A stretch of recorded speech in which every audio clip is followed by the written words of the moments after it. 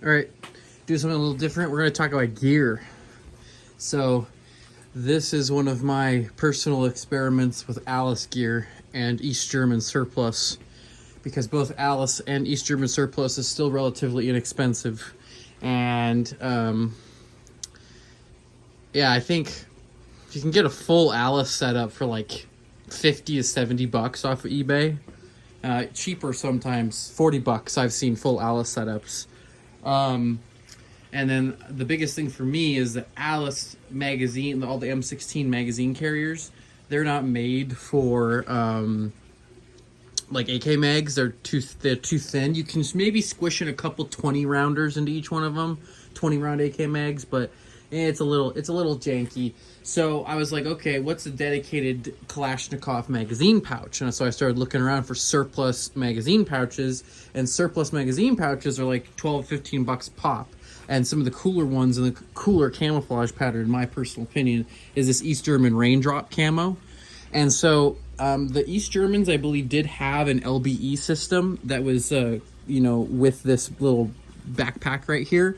But I like the American LBE because it actually fits my frame. European surplus gear runs quite small uniforms and equipment. And so I was looking for something bigger. So I basically press ganged this East German stuff into a roll onto the Alice, and I was going to show off how I accomplished that. So it's an Alice medium belt with the Y harness. You have an M12 GWAT era M9 holster, which actually fits a myriad of handguns. The soft holster with the elasticy top thing here, so it really fits any handgun you can squish in there. It'll fit it. These are, as I said, they're 4-cell Kalashnikov, East German Kalashnikov mag pouches, and this is an East German rucksack, miniature rucksack from the 80s era. So let's look at how I got this to work the way on this belt. Oh, and obviously this is the classic canteen with the mess tin in it still. So looking back here, so what I've done is we have simply threaded the East German mag pouches through the belt. So I completely disassembled the belt assembly, right? This entire belt assembly has been disassembled, and it has been slid. Both of these have been slid on there, and I reassembled the belt. So that, I did break a couple of these little adapter thingamajigs, or the little cinchers.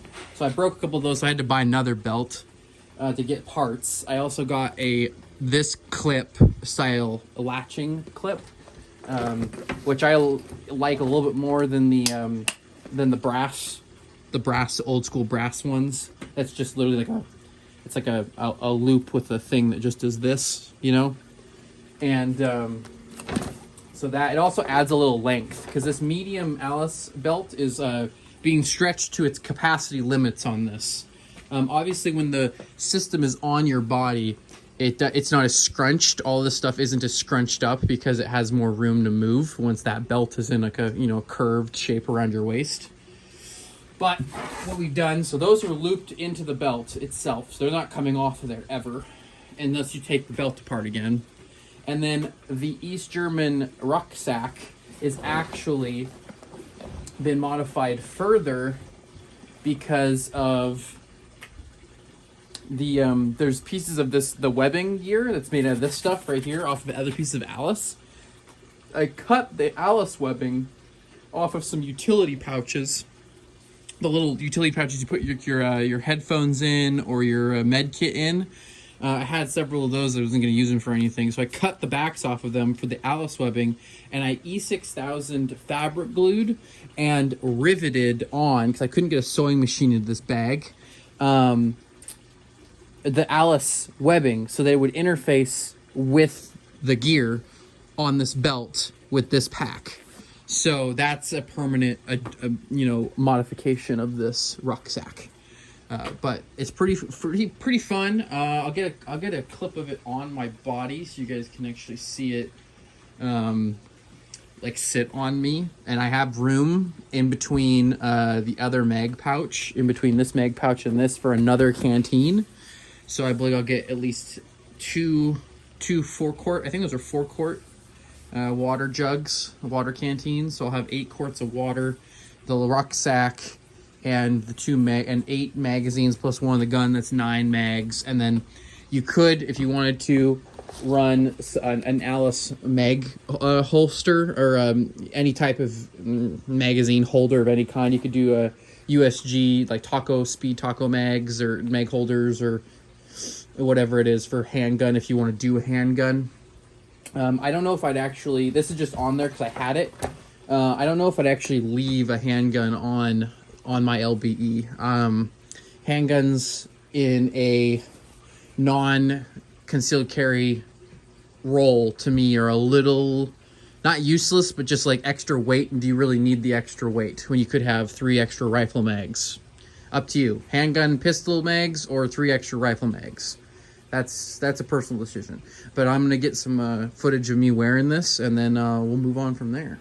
All right, so there's the ruck on me. As I said, once it's on your waist, on your body, it kind of stops being so scrunched up. So M12 holster is right here. Obviously that's, you can put pistol holster right here if you wanted to, or not run a pistol and just use that for different weight allotment. But these two 4-cell magazine pouches sit directly over or under my arms, so that way you can actually get to them. So this one obviously is very accessible with this hand. This would be your weapon hand, or this would be your weapon hand, depending if you're right or left-handed. But I can still get over here, and I can still unhook these hooks. I just reach across. And I'm not a high-speed, low-drag, flat-range shooter type guy. I'm more of a what works in a actual civilian environment. And so this stuff is super cheap, and it still works, and it's super comfortable. And I don't, I'm not going to reload out in the open either. I'm going to find a concrete wall, or hide behind an engine block, or some hard cover before you reload. So I don't need it to be a 3-second reload. I need to be able to get to cover, make sure I'm behind cover, reach over, unclasp. Oh, that one's stuck. Get in here and take a mag out. Oh, there's my meme mag, the anime waifu mag. Okay, there's the regular mag, old Tapco mag. So, and they fit all the weird polymer mags too. I mean, these old Tapco mags are like so beefy. So, and then over here, same thing. Like, it's very easy to unhook these 2 latches and get in here and yank out some mags. So, it works. So turn around, there's the canteen, there's the butt pack, and here's the space for another canteen, nice big open space, you see. So, and then this actually works, and maybe I'll go get it and show it. This actually works very well with my my original early 60s mini Alice frame and pack that I found. So I'll go grab that and show that as well. Here's my original. This is not a medium Alice, and it's not a large Alice. This is a mini Alice. And mini Alice are tiny. They are not very big, but I love this thing. It's super cool. I found it at a flea market for $25, and I did some repairs to it.